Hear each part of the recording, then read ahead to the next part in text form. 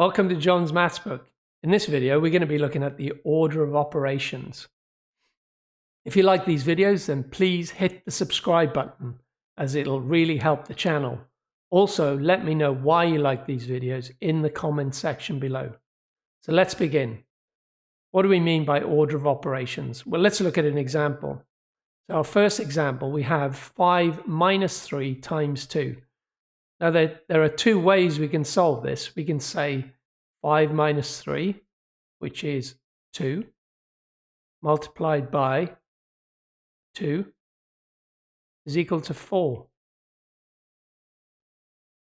The other way of doing it is to say 3 times 2,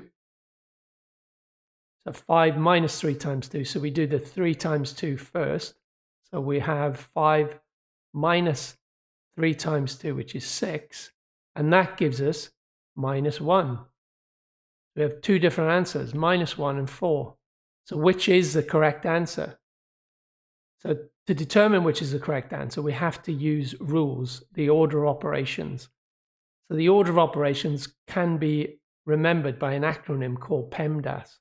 So at the top right, we can see P stands for parentheses, E exponents, M and D means multiplication and division, and A and S means addition and subtraction.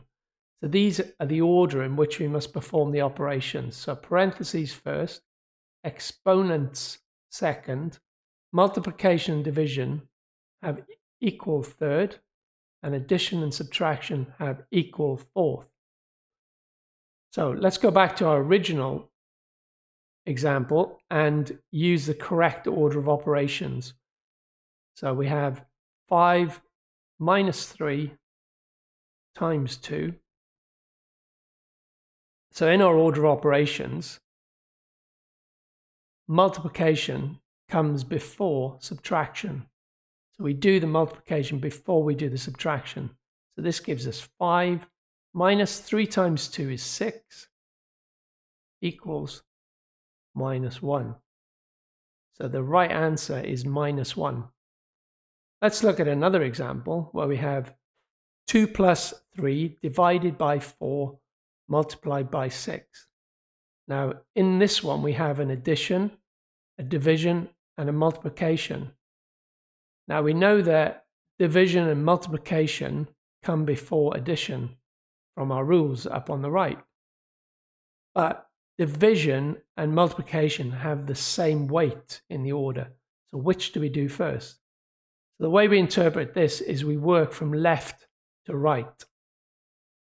So in this case, we would do the division first, followed by the multiplication. So let's do that.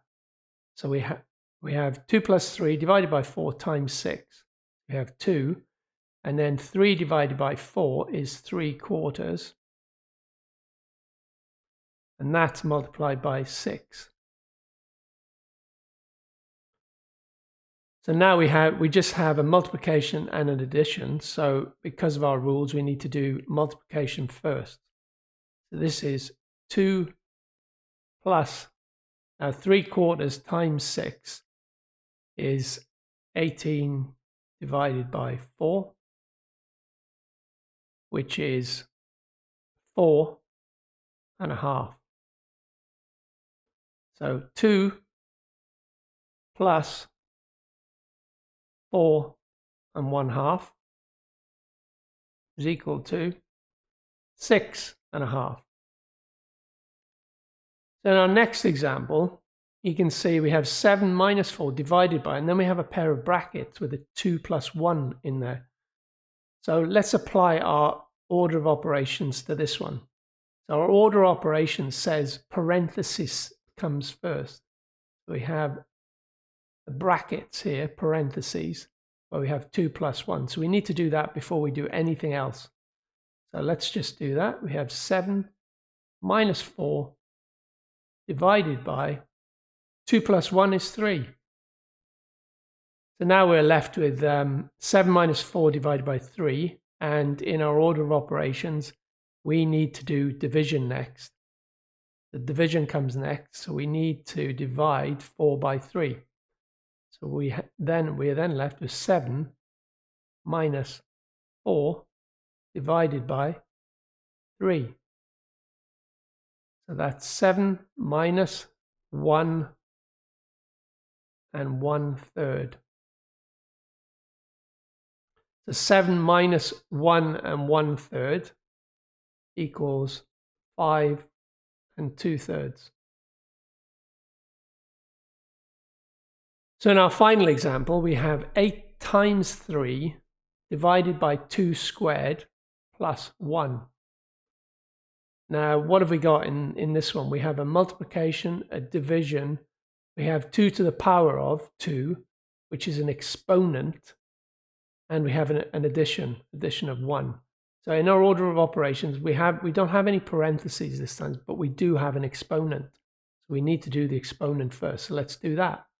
So 8 times 3 divided by, now 2 to the power of 2 is 4, plus 1.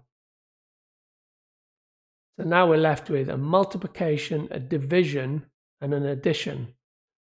So we know that multiplication and division come before addition.